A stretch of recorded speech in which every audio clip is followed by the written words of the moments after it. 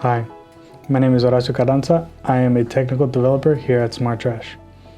We have two different types of monitors, the micro RCH and the standard RCH. My workflow starts with receiving a work order via NetSuite. Once I receive the work order, I grab either the RCH board or the micro RCH based on whichever I need to fulfill the work order. Next, I place the board on the pink foam to prevent the static from affecting the board. From here, we start the assembly process.